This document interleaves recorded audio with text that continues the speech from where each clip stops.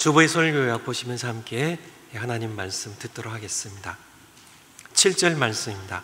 좋은 소식을 가져오며 평화를 공포하며 복된 좋은 소식을 가져오며 구원을 공포하며 시온을 향하여 이르기를 내 하나님이 통치하신다 하는 자의 산을 넘는 발이 어찌 그리 아름다운고. 좋은 소식입니다. 복된 좋은 소식입니다. 이 소식의 내용이 무엇이에요? 딱 한 문장인데요. 내 하나님이 통치하신다는 그것이 바로 이 기쁜 소식의 내용입니다. 오늘 하나님의 통치에 관한 말씀입니다. 이 말씀 들으시고 우리 모두 함께 만왕의 왕이신 나의 주님이신 예수 그리스도의 통치에 순복하기로 작정하는 그리고 실천하는 여러분들 되시기를 축원을 드립니다. 우리 하나님의 통치가 왜 우리에게 복된 소식일까요? 왜 기쁜 소식일까요? 이분이 통치하셔야만 진정한 평화가 있기 때문에 그래요. 7절 말씀에 있는 것처럼 좋은 소식을 가져오며 평화를 공포하며 이분이 통치하시면요, 이분이 다스리셔야만 우리에게 진정한 구원이 있기 때문에 그렇습니다. 그래서 좋은 소식, 기쁜 소식의 내용은 우리의 하나님, 너희 하나님이 통치하신다는 것이고요, 그리고 그분이 통치하시면 평화와 구원을 가져오십니다. 그러므로 이 복된 소식을 전하는 자의 발이 아름답다고요. 전령입니다. 통치자인 만왕의 왕께서 우리를 다스리서 오세요. 그런데 먼저 전령을 보내십니다. 기쁜 소식을요. 산 너머에 저쪽에 통치자가 오고 계세요. 전령을 보내십니다. 기쁜 소식을요. 산을 넘으며 이 기쁜 소식을 전하기 위하여 산을 넘어 너희 하나님, 우리의 창조자, 너희의 창조자, 너희의 구속자 그 하나님께서 통치하러 오신다고요. 이 소식을 전하기 위하여 기쁘게 산을 넘는 자의 발이 아름답다고 성경은 말씀해 주고 계세요. 두 번째, 통치자로 오신 하나님에 대하여 성경 구절들 찾아보시기 바라요. 그는 통치자로 오십니다. 이 땅의 아들로 태어나시고요. 이사야서 9장에 나온 말씀입니다. 정사를 메었습니다. 기묘자입니다. 그분이 우리를 통치하십니다. 그분이 아들로 이 땅에 오시는데 그분 자신이 하나님이심을 이사야서 9장 6절의 말씀입니다. 예수님이 이 땅에 오시며 회개하러 천국이 가까웠느니라고 선포하고 계십니다. 그렇게 오셨는데요, 그분은 그의 통치를 어떻게 성취하는가? 통치자가 오셔요. 자, 무너진 땅입니다. 하나님 거역하는 땅이에요. 만왕의 왕이 오세요. 이 땅에 오십니다. 그런데 그분이 어떻게 그의 통치권을 어떻게 회복시키시는지, 어떻게 확립시키는지, 그에 대한 말씀입니다. 첫 번째, 그는 십자가의 대속적인 죽음으로 우리 죄를 지고 대신 죽으심으로 죄를 이기십니다. 그것으로 그의 통치권을 회복하십니다. 이사야서 53장 5절에 보면, 이사야서 53장 바로 뒷장입니다. 그가 찔림은 우리의 허물이 나며 그가 상함은 우리의 죄악을 인함이라. 그가 징계를 받음으로 우리가 평화를 누리고 그가 채찍에 맞음으로 우리가 나음을 입었도다. 우리는 다 양 같아서 그릇 행하여 각기 제 길로 갔거늘 여호와께서는 우리 무리의 죄악을 그에게 담당시키셨도다. 대속적인 죽음입니다. 우리의 죄를 지고 대신 죽으시는, 그래서 죄를 이기시는 그런 것이 바로 그의 통치권을 회복하는 첫 번째예요. 어떻게 그의 통치권을 회복시키신다고요? 죄를 이기심으로. 두 번째, 부활입니다. 죽음에서 다시 살아나심으로요. 그는 우리의 죄를 지고 대신 죽으셨지만, 무덤에 묻히셨지만 그는 죽음의 권세를 정복하시고 다시 살아나십니다. 그래서 그의 통치권을 회복하십니다. 고린도전서 15장 한번 같이 찾아보겠습니다. 로마서 뒤에 고린도전서 15장 3절부터 한번 보겠습니다. 신약성경 고린도전서 15장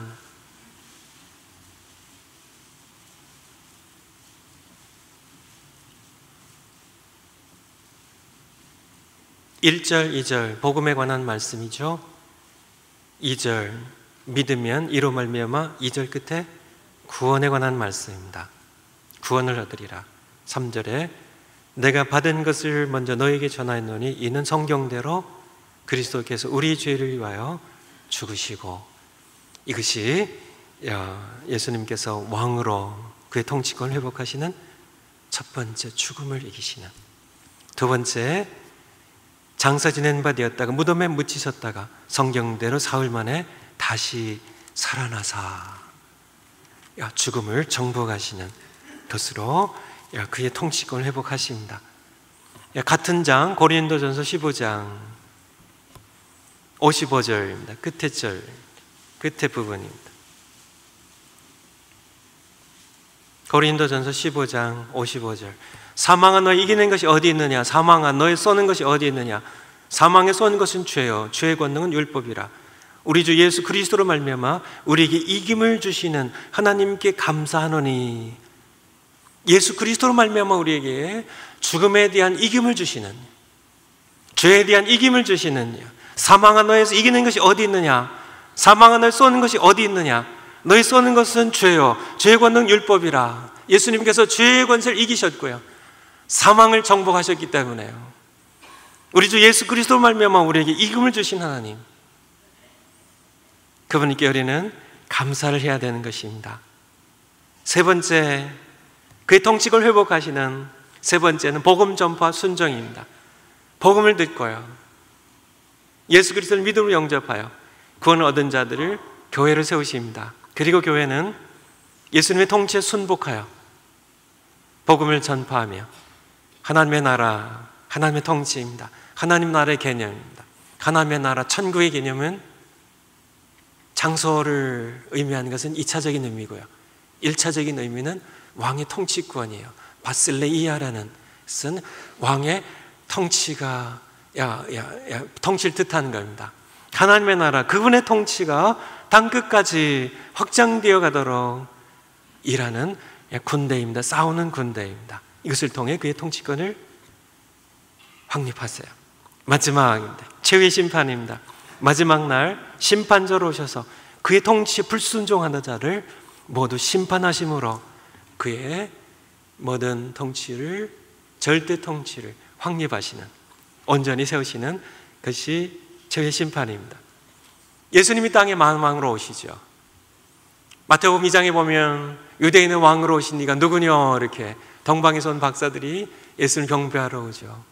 예수님 십자가에 달리셨을 때 예수님의 제패가 왕이기 때문에 유대인의 왕, 빌라도와의 신문 가운데 그러면 당신이 왕입니까? 내가 왕이라고요. 하지만 내 나라는 이 나라에 이 세상에 속한 것이 아니라고 예수님 분명히 자신이 왕이심을, 그래서 예수님이 땅에 오심으로 이 땅에 하나님의 나라가, 하나님의 통치가 임하여 온 겁니다. 그러므로 회개하라고요. 불순종을 회개하라고요. 그리고 왕의 통치를 받아들이라고요. 그러면 천국이 임하였느니라고, 임한다고 말씀하고 계신 겁니다. 당시의 백성들은 그렇게 생각지 않았죠.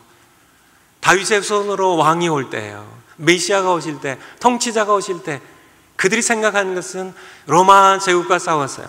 식민지에서 그들을 해방시킨 것이었습니다. 아마 우리가 요즘 해방신학자들이 생각하는 것처럼 예수님은 노예 해방을 위해 싸우지 않으셨어요. 더 근본적인 것이죠. 참 로마 제국의 군사적인 그런 압박, 식민지 거기에서 해방시키기 위하여 군대를 동원하여 무력으로 싸우지 않으셨습니다. 더 근본적인, 더 영원한 죄와 싸우셨죠.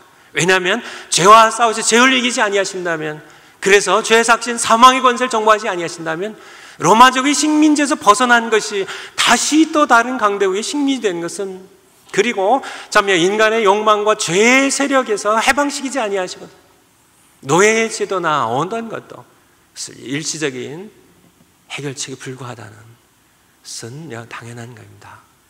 예수님께서는 그의 통치권을 회복하시는데, 그의 통치권이, 그가 왕으로 오셔서 통치권을 회복하시는데 바로 근본적인 우리를 노예화시키는 죄를 이기시고요, 사망을 정복하시고 복음으로써 참 세상에 그의 통치권을 확장해가는 교회를 세우시고 순복한 백성들이 되게 하시고, 그리고 마지막에는 끝까지 복음을 듣고도 불순종하는 자들, 왕이신 그분의 통치를 받아들이지 않는 자를 심판하심으로 영원히 멸망시킴으로 그의 통치를 회복하신 것이 바로 첫 번째 큰 단락의 말씀입니다. 두 번째 큰 단락의 말씀입니다. 8절부터입니다. 들을지어다 너희 파수꾼들의 소리로다.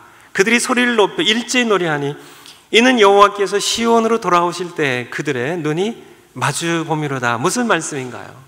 들을지어다 너희 파수꾼들의 소리로다. 여호와께서 시온으로 돌아오세요. 그의 택한 백성들에게로 돌아오세요. 멀리서 오시는 소리를, 그는 먼저 전령을 보내셨습니다. 전령을 보내서 기쁜 소식을 전파하게 했어요. 그래서 내 하나님이 통치하러 오신다고요.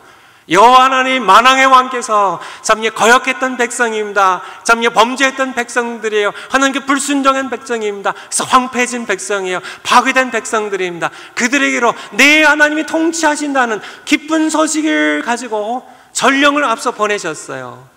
기쁜 소식을 공포하게요. 드디어 평화가요, 드디어 구원이요, 이분이 통치하신 말미암아 온다는 소식을 전하게 하시고, 그것이 7절 말씀이고요. 8절에는 드디어 만왕의 왕께서 드디어 이제 시온으로 돌아오십니다. 그것을 누가 먼저 봤나요? 성벽 위에 파수꾼들이 본 겁니다. 들을지어다 너희 파수꾼들의 소리로다. 그들이 소리를 높여 일제히 노래하니. 왜 일제히 노래했을까요? 환호성을 올렸을까요? 그것은 이는 여호와께서 시온으로 그가 통치하러 왕으로 돌아오실 때 그들의 눈이 그를 마주 보았기 때문에요. 저기에서 오십니다. 전령을 보내신 분이에요. 드디어 왕께서 오십니다. 전령의 뒤를 따라서요. 통치하러 오십니다. 돌아오시는 만왕의 왕이신 만군의 여호와, 그분을 파수꾼들이 보며 황폐한 가운데 절망 속에 빛을 보며 소망을 보며 왕이 오신다고요. 기뻐 외치는 들을지어다 너희 파수꾼들의 기뻐 외치는 소리라고요. 9절에 너 예루살렘의 황폐한 것들아 기쁜 소리를 말하여 함께 노래할지어다. 함께 이 왕을 영접할지어다. 이 왕의 통치를 함께 받아들일지어다. 이는 여호와께서 그 백성을 위로하셨고 예루살렘을 구속하셨습니다. 우리를 참 절망 가운데요, 파괴 가운데, 고통 가운데, 죽음의 고통 가운데 우리를 위로하시고 우리를 구속하시는, 사셔서 구원하시는 일을 하셨습니다. 이것을 예루살렘에만, 좁은 곳에서만이 아니라 열방의 목전에서 행하시고요, 그의 거룩한 구원의 팔을 나타내셨으므로 모든 땅끝까지도 우리 하나님의 구원을 땅끝까지 이르러 나타내시고 보여주시는 그런 하나님. 주보의 설교약으로 돌아가 보겠습니다. 우리 통치자가 왕으로 임하여 오실 때 우리는 어떻게 해야 할까요? 우리는 어떻게 해야 될까요? 8절에서 10절까지 말씀 그대로요. 우리는 모두 함께 소리를 외치며 기뻐 외치며 함께 노래하며 왕이신 이분을 영접하고 이분의 통치를 받아들이는 우리가 되어야 할 겁니다. 두 번째, 인류의 역사는 여러 번 말씀드린 대로 하나님의 왕 되심, 곧 하나님의 통치를 끊임없이 거역하고 거부하고 스스로 왕이 되거나 사람을 왕으로 세우는 배반의 역사였습니다. 창세기 3장에 보면 우리의 첫 조상 아담과 하와입니다. 그들은 하나님께서 먹지 말라고 하셨는데요, 하나님을 거부하는, 하나님의 통치를 거부하는, 그리고 뱀의 사탄 유혹을 받아서 자신의 욕망 때문에요, 자신의 욕망을 추구하는, 탐스럽고 먹음직하고 하나님과 같이 된다는 그런 유혹에 빠져서요, 하나님을 거부하는 에덴 동산에도 시작된 역사, 바벨탑을 쌓는 역사, 참 그런 역사는 오늘날까지 계속되고 있습니다. 신명기 9장 24절에 보면 한번 찾아볼까요? 신명기 9장 24절입니다. 277면 신명기 9장 24절 찾으신 분 같이 한번 읽겠습니다. 시작. 내가 너희를 알던 날부터 오므로 너희가 항상 여호와를 거역하였느니라. 참, 내가 너희를 처음 만든 그때부터 지금까지 계속입니다. 계속 너희가 항상 여호와를 거역하였느니라, 이렇게 말씀하고 계시죠. 시바로 인류의 역사예요. 사사기에 주제된 구절이 사사기 21장 25절입니다. 무슨 말씀인가요? 사사기 끝절이에요. 이스라엘의 왕이 없으므로 백성들이 자기 소견에 옳은 대로 행하였다는, 오늘날 이 시대는 사사기 시대입니다.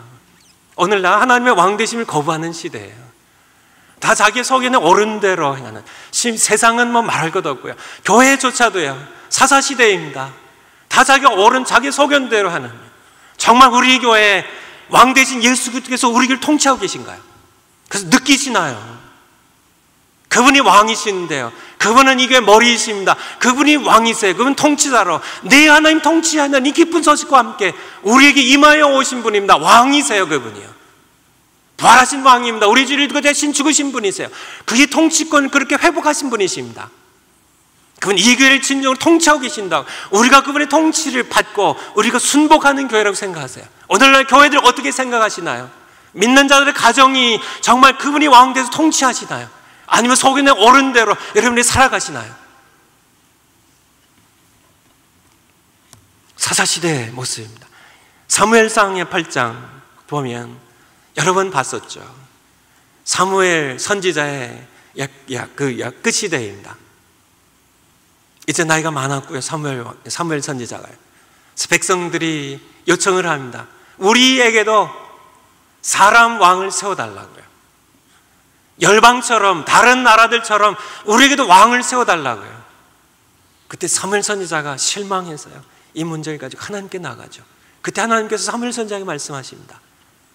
이것은 너를 버리는 것이 아니라 나를 버려 그들의 왕이 되지 못하게 하려 함이라고요. 시바로 인류의 역사고 오늘날의 역사입니다. 그렇지만 중요한 내용입니다. 하나님의 통치를 거부하면 어떻게 되는가? 하나님의 통치를 거부한다면 어떻게 될까요? 하나님의 통치를 거부한다면 잘 될까요? 아닙니다. 하나님의 통치를 거부한다면 우리는 욕망의 노예가 되고요, 죄의 노예가 되고 죄멍에를 쓰고 우리는 죽음을 두려워하며 결국은 죽음에 굴복하고 결국은 우리는 하나님의 심판을 받는 그런 우리가 될 수밖에 없어요. 예수님께서 하신 일입니다. 십자가의 대속적인 죽음으로 죄를 이기셨다고요. 이분이 이기셨습니다. 이분이 사망을 정복하셨어요. 이분이 정복하신 이분의 통치 밑에 들어갈 때만 우리는 비로소 욕망과 죄를 이길 수 있고, 이분이 이기셨기 때문에요. 이분의 통치 밑에 들어갈 때, 이분이 다스릴 때 우리는 죽음을 이기는 겁니다. 그래서 우리는 부활에 함께 참여하는 겁니다. 우리가 이분의 통치를 벗어난다면 우리 스스로의 힘으로 욕망과 죄와 사망의 권세를 우리는 스스로 이길 능력이 없단 말씀이에요. 제가 잘 아는 그런 분에게 들은 이야기입니다. 개그 콘서트라는 프로그램이 있다 그래요. 거기에 아주 뚱뚱한 그런 아빠가 나오고요, 통통하고 이렇게 뚱뚱한 아들이 이렇게 둘이 나와가지고 이렇게 대화하는 내용인데, 아빠가 얘기했대요. 우리 밥 먹을까? 예 아빠. 우리 라면 먹을까? 예 아빠. 그럼 몇 개 끓일까? 아들이 대답합니다. 그래서 한 10개 끓일까요? 그때 아빠가 뭐라고 대답했을 것 같으세요? 아빠 뭐라고 대답했을까요? 아니 얘야, 넌 안 먹으려고? 그랬대요. 지구의 3분의 1은, 제가 여러 통계를 통해서 확인한 바로는요, 지구의 3분의 1은 배 고픈 채로 잠자리 든다 그래요. 그건 사실입니다. 그런데 지구의 3분의 1은 너무 많이 먹어서요, 살을 빼냐고요. 얼마나 많은 시간과 비용들을 허비하는지 몰라요. 참, 이 지구상의 역설적인 모습입니다. 지구 한편에서는요, 라면 반쪽도 없어서요. 하루 종일 굶기도 하고 겨우 조금 입에 풀칠하고 배고픈 배를 안고 무수한 사람들이 아프리카에서만 1년에 1000만 명 이상의 어린아이들만 영양실조로 굶주림 등 기근 때문에 죽어가고 있고요. 어른들 포함하면 더 숫자가 많아지겠죠. 그 대륙을 포함해서 다른 곳까지 포함하면 더 많겠죠. 근데 지금 다른 한편에서는 음식 귀한 줄 모르고요, 오히려 너무 좋은 음식 골라 먹고 너무나 먹어서 살이 쪄서 빼기 위해서 다이어트 하냐고요. 전 그것 때문에 살 빼기에 번식이냐고. 로마 제국 시대 이야기입니다. 귀족들이 사치한 음식들을 먹습니다. 맛있는 음식들을 먹습니다.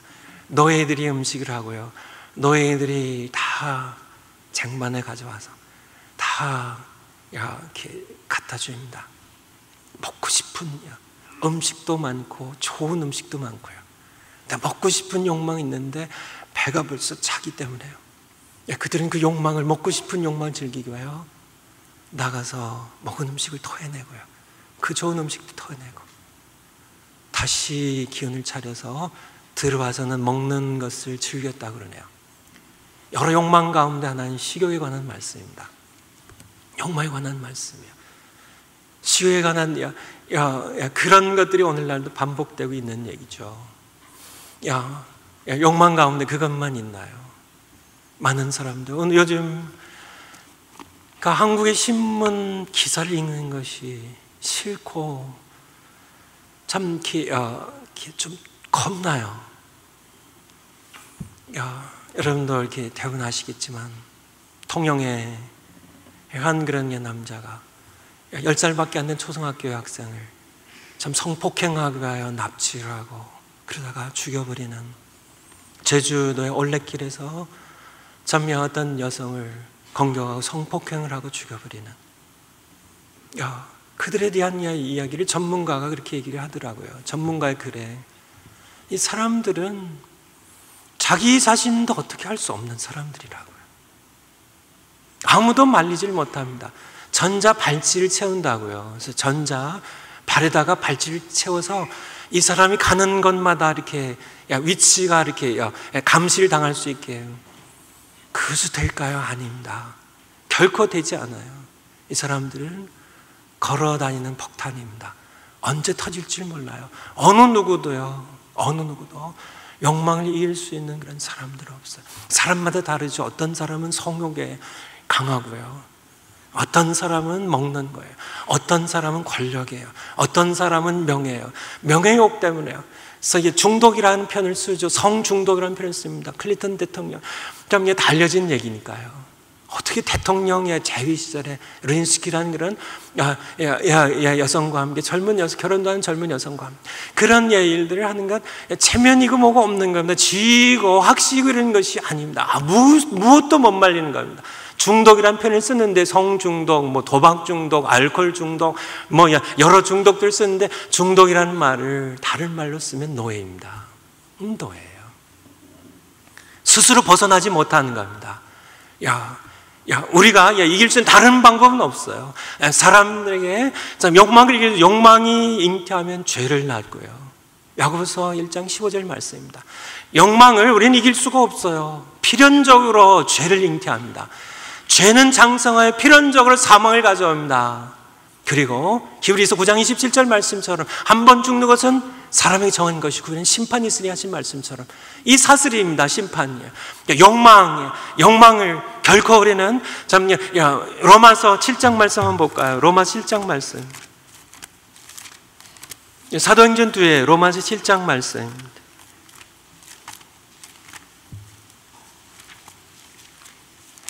고린도전서 앞에 로마서 7장 말씀입니다.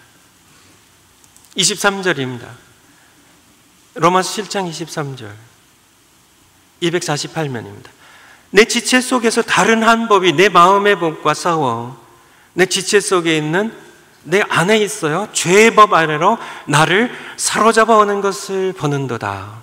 나를 사로잡아 온다고요. 이것이 포로를 만든다는 얘기입니다. 나를 포로로요, 꼼짝 못하게요, 노예로 만들어버려요. 죄법 아래로 노예가 되어서 끌려오게 해요.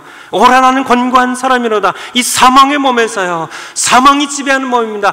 죄의 노예가 된 몸입니다. 욕망의 노예가 된 그런 몸입니다. 누가 나를 건져내랴. 25절에 우리 주 예수 그리스도 말미암아 하나님께 감사하리로다. 여기서 나를 해방시킬 수 있는 분은 죽음을 정복하신, 죄를 이기신, 바로 그분은 통치자로 오셔서 십자가의 대속적인 죽음으로 죄를 이기셨습니다. 죄를 이기심으로 그의 통치권을 회복하신 분입니다. 부활로서 죽음을 정복하신 분입니다. 적의 심판하실 분이세요. 이분으로 말미암아 우리가 이기지 아니한다면 우리는 필연적으로요, 욕망을 이기지 못해서요, 우리는 죄가 잉태되고요, 죄가 장성해서 사망에 맞이고요, 결국은 하나님의 심판을 받고 영원히 멸망할 수 있어요. 이 고리를 끊을 수 있는 분은, 이 고리를 끊을 수 있는 분은 오직 한 분, 죄와 죽음을 정복하신 우리 통치 예수님밖에 없다는 겁니다.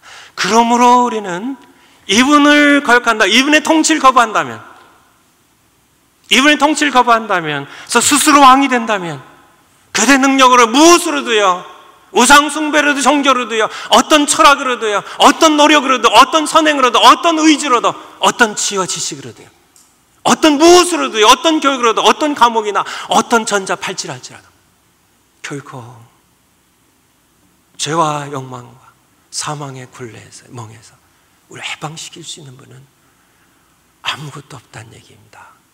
이분의 통치를 거부해서는 안 된 것이에요. 해보세요. 세 번째, 은혜와 믿음으로 구원 얻은 백성인가 말씀드렸죠. 구원을 설명하는 데는 두 단어 없이는 설명이 되지 않는다고요. 밑줄 친 두 단어입니다. 무엇이에요? 은혜와 믿음이에요. 이 두 단어를 빼면 구원은 설명이 되지 않아요. 정말 여러분들이 하나님의 은혜를 내가 받고 믿음으로 그것을 받아서 구원 얻은 백성인가요? 하나님의 통치에 순종하시 바랍니다. 신앙생활은 이 단어 없이는 설명이 되지 않습니다. 사실 신앙생활의 전부예요. 뭘까요? 밑줄 쳐진 순종입니다. 순종이에요. 하나님의 통치에 순종한 이것이 신앙생활입니다. 아직 남아있는 죄성, 아직 불순종 습관과 싸우셔야 됩니다. 내 삶, 내 가정, 우리 교회 환경을 내 통치 아래 두어야 직성이 풀리는 분은 오늘 그것을 하나님의 통치 아래 내어놓으시기 바라요. 여러분의 삶의 운전대를 누가 쥐고 계신가요? 여러분의 삶을 누가 다스리시나요? 여러분의 가정을 누가 다스리시나요? 가장인 여러분인가요? 엄마인 여러분인가요? 누가 다스리시나요? 여러분은 통치자가 되서는 안 돼요. 왜요? 욕망도 죄도 죽음도 이길 수 없는 그런 존재니까요. 그래서 이기신 예수님께서 왕이 되셔서 여러분의 가정을 통치하셔야 됩니다. 교회를요, 이 교회를 누가 통치하셔야 되나요? 머리 대신 예수님입니다. 그분이 왕이세요. 그분이 통치하시는 그러한 하나님의 나라가 임하는 곳, 그분의 통치가 이루어지는 것이요, 우리 모두 함께요. 목사님 저도요, 우리 모든 장로님들도요, 우리 모든 권사님, 모든 성도님들 다 함께 우리 자녀들과 함께 우리를 다스리러 오시는 네 하나님이 통치하신다는 기쁜 소식입니다. 그분이 통치하셔야 이 교회 비로소 평화가 와요. 그분이 통치하셔야 비로소 이 교회에 구원이 이루어지고 구원을 선포할 수 있는 그런 그의 군대가 될 수 있다는 얘기입니다. 그분 외에는 아무도 없어요. 그분이 이기셨습니다. 죄를 이기셨어요. 사망을 이기셨습니다. 결국은 심판자로 오실 거예요. 우리가 주여 주여 예수님 부르지만 예수님 말씀하십니다. 나를 주여 주여 하는 자마다 천국에 들어가는 자 아니라고요. 내 아버지 뜻대로 행하는 자 들어가리라고요. 마태복음 7장 산상수의 마지막 부분의 말씀입니다. 내 아버지의 뜻, 내 아버지 통치에 순복하는 자, 순종하는 자, 그러한 자가 되어야 된다고요. 이 바로 구원 얻은 자들의 모습입니다. 예수 그리스도가 왕으로 통치하시면 그것이 하나님의 나라가 임합니다. 하나님의 나라 무엇이라고요? 왕 대신 하나님의 통치가 이루어지는 곳입니다. 천국이에요. 여러분의 가정에 하나님께서 다스리시면, 예수님이 통치하시면요, 여러분의 가정이 천국이 됩니다. 하나님의 나라가 이루어져요. 여러분들이 다스리시면요, 거기 다툼이 있어요. 거기에 욕망의 노예가 되는 힘이 있어요. 막 화를 내는 것도 있어요. 불끈불끈 화가 솟아져요. 다툼이 있어요. 지금 그분이 다스리시면 평화가 있습니다. 천국의 평화가 이루어지게 되는 겁니다. 교회도 마찬가지고요, 여러분의 삶도 마찬가지입니다. 숙제입니다. 왕이신 하나님의 통치에 순종하는 삶 살기입니다. 시간 사용, 돈 사용, 혀 사용을 하나님의 통치 아래 두기입니다. 대표적인 건 세 가지를 말씀드린 겁니다. 이런 시간 사용할 때 누가 그것을 결정하나요? 시간 사용할 때 왕이신 예수님이 그것을 통치하셔야 돼요. 그것이 바로 통치입니다. 그분이 이것까지, 이건 내가 내 마음대로 이 시간도 내가 못 씁니까? 내가 예수님께 시간 조금 떼서 드릴게요. 이건 내가 쉬고 싶을 때 내가 시간 아니에요. 그분은 우리의 삶의 모든 영역을 그가 다스리셨어요. 돈 사용 누가 하세요? 누가 하시나요? 그분이 통치하셔야 돼요. 여러분, 그분께 맡기고 싶지 않죠? 내가요 11조 띄워 드릴게요. 헌금 내 드릴게요. 하지만 남은 10분의 9는, 남은 10분의 8은 이거는 타치하지 마세요. 내 욕망대로. 여러분 써보세요. 무엇을 위해 쓰시겠어요, 여러분들이요? 더 좋은 음식 먹는 데 쓰시겠어요? 더 넓은 집 산 데 쓰시겠어요? 더 좋은 명품 산 데 쓰시겠어요? 그래서 어떻게 하시겠어요? 그게 바로 내 욕망을 추구하는 것이, 그게 욕망의 노예가 되는 겁니다. 나를 위해서 불필요하게요, 내 욕망에, 사치의 욕망이요, 참 나를 위한 그런 욕망을 봐요. 필연적으로 그것은 죄를 낳습니다. 라면 반개가 없어 죽어가는 사람들이 있어요. 참, 이집트의 카이로에 6개의 큰 쓰레기 마을이 있다고 그러네요. 작은 것까지 합치면 더 많겠죠. 6만 명 정도 살아가는데, 그들이 하루 종일 일하면 보통 쿼러 2개입니다. 50센트예요. 플라스틱, 유리 깨진 유리, 비닐 쪼가리, 박스, 두꺼운 종이들, 전선이 구리 조각들, 이런 것들 주워서 그들이 하루 종일 쓰레기통에 파리들이 날리고요, 참 유리 조각에 베면서 썩은 음식들 진동하는 그런 가운데 먹을 만한 음식 골라가며 하루 종일 일하는데 50센트예요. 쿼러 2개입니다. 여러분, 쿼러 2개 쓰는 것도 여러분 쉽게 쓰지 마세요. 그것 때문에 병도 죽어간 사람도 있습니다. 쓰레기 마을이에요. 6만 명 정도 살아갔는데 거기에 90% 정도가 크리스찬이라고 그러네요. 가장 가난하고 천대받는 그런 사람들 가운데 하나님의 백성들이요 살아가는데, 그들 가운데는 병원도 없습니다. 학교도 없어요. 아이들 학교를 가지 못합니다. 쓰레기통에서 유리 깨진 그런 곳에 거기서 뛰어놀면서 자라요. 학교도 못 가면서요. 전기시설이 없습니다. 수도시설이 없어요. 그런 것 가운데 살아가는 그런 믿음의 형제 자매들이 있는데, 그런 사람들이 있는데요. 여러분, 돈 사용, 여러분의 것이고, 하나님 이건 내 거입니다. 이 내가 번 돈 내가 못 씁니까? 천만에요. 여러분, 거기에 왕이신 예수님 통치하셔야 돼요. 그렇게 통치하실 때 비로소 우리는 인생이 무엇인지를 알게 돼요. 비로소 우리는 의미 있는 사랑하게 됩니다. 비로소 우리는 가치 있는 삶을 살게 돼요. 거기에 진정한 기쁨입니다. 여러분, 우리가 내 욕망을 채우면서 얻을 수 있는 그런 헛된 욕망입니다. 참 내 삶을 허비하는 욕망이에요.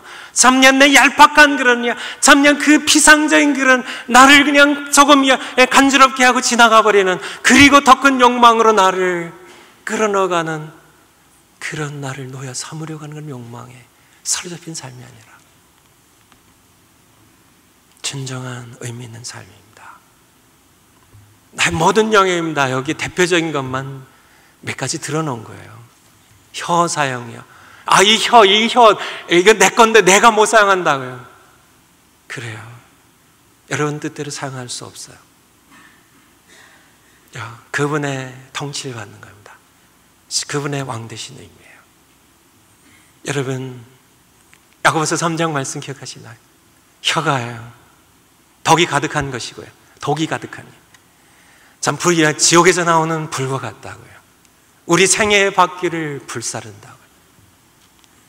자신들을 모르지만 내 열을 내 마음대로 내 욕망대로 사용함으로 그것이 얼마나 많은 사람들을 상처를 주고 아프게 하고요. 참 자기 자신의 생애를 더럽히고 불태우는지 자기 자신 잘 모르니까 하겠죠. 혀의 사용을 함부로 쓰는 거 아닙니다. 함부로 성질 내는 거 아닙니다. 그분이 다스리는 겁니다. 그 삶의 진정한 그런 의미를 여러분들이 체험해 보셨으면 좋겠어요. 바로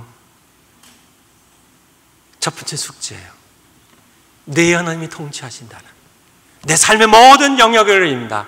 삶의 모든 교회에서 섬긴 모든 일들, 모든 내 삶의 가정의 모든 삶들, 직장의 모든 삶들, 그분이 나의 통치자이시고 나는 그분의 통치에 순복한 그분의 백성이에요.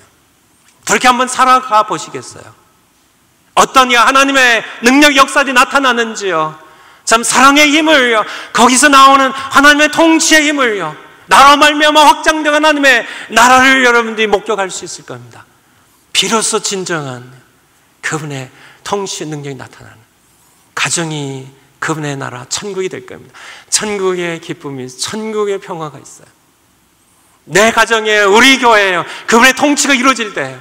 사람들이 참 내가 누가 나를 내가 통치하는 내 의견이 관철돼야 되는, 내가 주장하느냐 그렇게 되는, 그래서 누가 나를 내 의견을 존중 안 하면 무시당한 거로 화를 내고 씩씩거리고요. 전부 여러분의 통치권을 주장하는 겁니다. 그것을 내려놓지 않는 한은 여러분 예수님을 왕으로 모신 것이 아니고 여러분의 삶에는, 우리 교회는 하나님의 통치가, 하나님의 나라가 임할 수 없습니다. 그런 이 나라를 확장시켜 갈 수도 없고요. 자녀 양육하는데도요, 자녀가 여러분의 건가요? 자녀들 여러분이 통치하지 마세요. 여러분이 장악하고 여러분이 통제하려고 하지 마세요. 자녀는 하나님의 형상을 지음받은 하나님의 사람들이에요. 자녀들 좌지우지하고 내 말 안 듣나고 화를 내고 그러지 마세요. 우리도 하나님 말씀 안 들었잖아요. 우리가 자녀들을 하나님의 통치 밑에 두세요. 통치하려 들어가 하나님을 두려워할 줄 알고 하나님의 통치에 들어갈 수 있도록. 우리 교회 목자님 가정함을 만났는데 5식구예요. 근데 참 귀한 가정입니다. 이 성경인지는 모르겠지만은 거기 막내가 이제 유치부에 다니는데요. 아침에 일어나면 항상 어린이 성경, 영어로 된 어린이 성경을 한 챕터씩 이렇게 옮겨 쓰게 한대요. 그래서 아마 한 80챕터 정도를 나갔다 그렇게 제가 들은 기억이 납니다. 하나님의 말씀을 옮겨 적게 하는, 자녀들이 하나님의 말씀을 배우게 하는, 듣게 하는, 순종하게 하는, 하나님의 통치 밑에 들어가게 하는 그런 것이 바로 첫 번째 숙제입니다. 작은 일부터요. 성경은 제가 교회 굴러다니면서 하나 찾았습니다. 3부 예배 끝난 다음에 찾아가시면 좋겠어요. 이름이 황현준이 거네요. 가셔서 자녀에게 성경을 쓰게 하세요. 듣게 하세요. 이야기해 주세요. 하나님의 통치 아래 살아가도록. 이것이 진정한 인생의 목적의 의미란 사실을 가르치시는, 제가 두 번째 큰 단락에 네 번째 것을 넘어가 버렸네요. 네 번째가 첫 번째 단락을요. 괄호 안에요. 하나님은 우리를 어떻게 통치하실까요? 하나님은 어떻게 통치하실까요? 사도행전 8장 통해서 한번 여러분들이 답을 찾아보세요. 두 가지로 통치하시는데요. 사도행전 8장 29절에서 39절. 사도행전 8장 29절. 여러분이 그분의 통치를 받기 위해 꼭 필요한 말씀에서 봅니다. 29절, 사도행전 8장 29절. 성령이 빌립더러 이르시되 이 병거로 가까이 나아가라. 이디오피아의 왕 간닥의 국골 맡은 큰 권세를 가신 내시입니다. 그가 예루살렘에 예배하러 왔다가 아직 옛 언약에 속한 그런 경배입니다. 아직 예수님 모르죠. 돌아가는데 병거를 타고 선지자 이사야 글을 읽고 있었습니다. 29절에 성령이 빌립더러 이르시되 가까이 나가라고요. 30절에 빌립이 달려갔습니다. 선지자 이사야 글을 읽는 것을 보았죠. 그리고 말을 겁니다. 그 글을 깨닫느냐고요. 그러니까 이 내시가 누구 가르쳐주는 사람이 없는데 내가 어떻게 깨닫냐. 정말 여기에 고난당하는 이 사람이 누구를 가리키냐. 그렇게 했을 때 35절에 빌립이 입을 열어 이 글에서 시작하여 예수를 가르쳐 복음을 전하니, 그리고 세례를 주고 39절에 주의 영이 빌립을 이끌어 가셔서 헤어지는 그런 내용입니다. 여기 두 가지 우리가 주목해야 될 것이 있는데요. 빌립을 다스리세요. 누가요? 통치하세요. 하나님의 통치. 그래서 빌립이 나 가기 싫어요. 그렇게 하지 않고요. 빌립을 이렇게 빌립이 순종하는데요. 두 가지가 등장하는데 성령입니다. 과레와레 하나는 성령이에요. 그리고 또 하나는요, 이사야에서 나온 것처럼 말씀입니다. 이 두 가지로 만왕의 왕이신 하나님 우리를 통치하세요. 거기에 우리는 순종해야 된다는 겁니다. 성령만이 아니에요. 이 두 가지는 항상 같이 역사하세요. 늘 성령만 붙드는 분은 미호의 영에 쉽게 사로잡히기 쉬워요. 늘 말씀만 의지하면 냉랭한 지성주의에 빠지기 쉽습니다. 성령은 항상 말씀과 더불어서 역사하세요. 오늘 사도행전 8장에 나와 있는 것처럼 말씀을 가지고 역사해요. 그분이 기록한, 감동에 기록한 말씀이에요. 성령의 감동으로 기록된 말씀이에요. 말씀으로 통치하십니다. 성령과 말씀으로 우리를 왕이신 예수님께서 통치하실 때 하나님의 통치입니다. 그때 우리가 순종하는 시간 사용이요. 여러분 마음대로 쓰지 마시고요. 돈요, 여러분 지갑에, 여러분의 재물, 여러분 마음대로 쓰는 건 아닙니다. 혀를 사용하는 것, 자녀 양육하는 것, 다 여러분의 삶의 모든 부분, 그것이 여러분이 예수 그리스도를 왕으로 모시는 그의 통치를 받아들이는 천국의 삶을 사는 겁니다. 살아보세요. 얼마나 비로소 인생이 인생되는 것을 느끼게 될 겁니다. 비로소 모든 염려 걱정 다 사라지고요. 그분이 다스리는데요. 그분의 백성인데요. 그분이 보호하시고 그분이 공급하시는데 내가 내 욕망을 위해 살지 않고요. 끊임없이 이 쉬운 얘기가 아니에요. 이 숙제 여러분들 만만하게 보지 마시고요. 쉬운 얘기가 아닙니다. 내 욕망이 그래도 그렇지 내가 해야지 이거 놓지 않습니다. 이것을 쳐서 폭정시켜야 돼요. 그리스도께요, 왕께요, 여러분의 통치자께요, 여러분의 삶을 다스릴 수 있도록요, 구체적으로요 다스릴 수 있도록 그렇게 하지 아니한다면 여러분은 욕망의 노예가 돼요. 욕망은 불가피하게 죄를 잉태하고 죄는 사망을 가져오고요, 사망 후에 여러분 심판을 받게 되는, 여러분이 구원받은 백성이라면 불순종에 남아있는 습관들, 죄성들과 싸워서 이기셔서 순종한 백성이 되셔야 됩니다. 두 번째 숙제입니다. 만왕의 왕의 전령이 되어 7절 말씀입니다. 오늘 본문의 7절 말씀, 전령이 되어요. 참 이 좋은 소식을 가져오며 평화를 공포하는 캄보디아 땅에 대학교 다녀왔죠. 중국 땅이에요, 태국 땅이에요, 인도 땅이에요, 아프리카 땅이에요, 유럽 땅이에요. 이 좋은 소식을 가져오며 평화를 공포하며, 참 내 하나님이 통치하신다는 좋은 소식입니다. 이 하나님 통치하실 때, 이 통치자가 오실 때, 임하 오실 때 비로소 평화와 구원이 임하기 때문에 이 기쁜 소식을 전하는 전령이 되는, 참 산을 넘는 아름다운 발이 되는 그러한 시 두 번째 숙제예요. 우리의 몸에 다른 몸의 부분들은 우리가 아름답다고 얘기를 하죠. 아, 참 눈이 아름다우시냐, 머리카락이 참 곱고 아름다우시냐. 하지만 한 부분에 대해서는 우리가 아름다운다는 말을 안 쓰는 부분이 있어요. 어떤 부분일까요?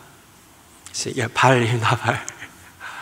발은 아름답다는 얘기를 안 해요. 그런데 이 발이 아름다워질 수가 있어요.